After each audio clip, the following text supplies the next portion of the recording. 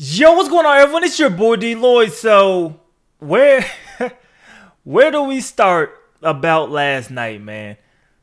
The Los Angeles Clippers lost Game 7 to the Denver Nuggets. Now, a lot of you guys know that already, man. And social media, specifically Twitter, had a field day at the expense of the Clippers, man. It was a loss that was crazy because I don't know how many people truly believed it would happen, right? Especially as much as the Clippers been hyping themselves up all season long. A lot of people predicted them to win the finals this season, and you don't even make it to the Western Conference Finals. Like I said in yesterday's video, I said if they got to the Western Conference Finals and they will lose to the Lakers, I don't think it's as bad as if they lose in the second round because, you went out, you got Kawhi Leonard. You mortgage your future to go get Paul George. And now you don't have that much left in terms of ways you could upgrade your team in the future. I also said in yesterday's video, I think Doc Rivers, he could be out if they lost last night, which they did. And now you're looking at Doc and you're looking at the real possibility of him not being the head coach of the Los Angeles Clippers moving forward. We'll, of course, see how everything plays out in the upcoming weeks, but that is a tough blow. Playoff P, he came back. Playoff P had another, signature Playoff P performance, and Paul George just struggled, man. The shot off the backboard, of course, is going to be the highlight because it was such a makeable shot that just, I don't know what happened, man, but we've seen this from Paul George before. We've seen it, especially in the first series this playoffs. But when they needed him the most, he didn't show up. Now, Kawhi Leonard not having a good game, that surprised me. Now, I thought Kawhi Leonard was still going to get you your 25, and have a solid day. He struggled. You can't have them struggling as much as they did in the fourth quarter. That fourth quarter was absolutely terrible. And once again, they had a double-digit lead over the Nuggets. And the Nuggets, they're just immune to deficits apparently because they go down, they keep on fighting, they come right back, and everybody can score for them really at any given time. Of course, yesterday was Jamal Murray going off for the 40 points. Nurkic could go ahead and, the Joker could go ahead and pretty much control the game. What do you have? 20. Jokic had 22 rebounds, I believe he had. So it was one of those performances that is definitely going to impact the Clippers. Now, what do? It's not much you could really do to this roster because, like I said, when it comes to the salary cap and when it comes to future assets, you don't really have none. The only true way is if you could somehow package a few players and take a bad contract from somebody else. A contract that team does not want and they'd rather have the few extra pieces. Or you bring the same group together. Maybe you get a new leader, as in a new head coach, and you run it back and hope that maybe the second time around, maybe it's not as much load management. Maybe they're taking the season seriously, and then they could be ready to go in the playoff time. But you also have to remember next year is going to be even tougher because you have a team like Golden State that's also going to be back, and they're going to be ready and hungry and rested to try to make a run at it too. So this was the year, really. You were built for the Lakers, and they didn't get to the Western Conference Finals to play the Lakers. So ultimately, we see what happens, man.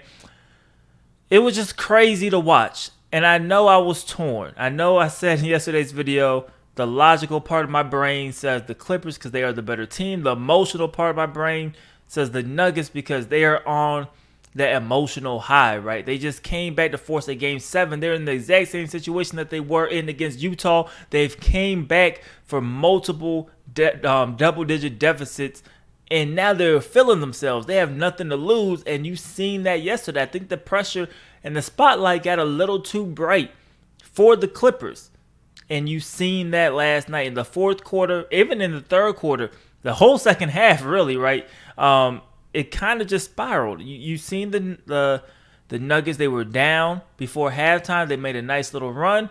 The Clippers made a quick run, and then, bam, the Nuggets, they were right back in it. And then from there on, they did not let their foot up off the gas. They kept going. They kept pressing. Jamal Murray looked like he was just green releasing almost every three he was taking at one point, man. So it's going to be tough for the Clippers to bounce back from this one. I don't think you walk with that same swagger. Now, of course, you could have that, we're determined to come back and show people, kind of regain that underdog mentality. But this year, they were front runners. And it's crazy to say. Now, of course, I don't hate saying that as a Lakers fan, but being, as fair as possible, I mean, they were a team that was supposed to do more. Now, they're going to go ahead and have the excuses. You've seen Doc talk about, man, we didn't play as much together. We didn't have the experience. All of that is excuses, man. It's excuses, especially at this point, especially, the way the season, it was a weird season, but I just think those were excuses. And at the end of the day, they lost. You don't want to take nothing away from Denver. They played a unbelievable series, especially coming back off that emotional series to the Utah Jazz right before, where they looked tired coming into the series, and somehow they mustered enough energy to get it done. They got it done. But man, do the Clippers, do they dismantle this roster? Because I mean, unless you're trading away multiple pieces to get one player, you're looking at moving a possible Paul George. What does that do with Kawhi Leonard? Remember, these two guys only have 1 year left on their deal. Kawhi Leonard, 1 year left. Paul George, 1 year left before they're free agents again. I think, honestly, it's not much you can do. I think you come back with the same roster and hope, playing together again could help, and having that humiliation that they're going to have to go through. Fortunately for them, it's a very, very shortened off season, so they don't have to sit on it, for 4 or 5 months. But disappointing. I don't even know if that's a strong enough word for what happened, man. But it was definitely disappointing. But you guys let me know what you guys think about this in the comment section below. What do you do if you're the Clippers, man? Do you keep Doc Rivers? Do you think he has a strong enough voice that you can keep him and maybe, he could figure something out? Do you keep the roster packed, keep it strong, and hope that getting more games under your belt will help you in the future, having these experiences, letting people, your team know they can be beaten, so they need to come and they need to come correct? Or do you try to make a big move? Do you try to trade away Paul George? Do you package together something with Pat Bev and Lou Williams or Trez? Like, do you put something together to maybe try to get an improved roster? I don't know, man. It's definitely going to be tough. But you guys let me know what you guys think about it in the comment section below. It's your boy DLloyd. I'm see y'all next time. Peace.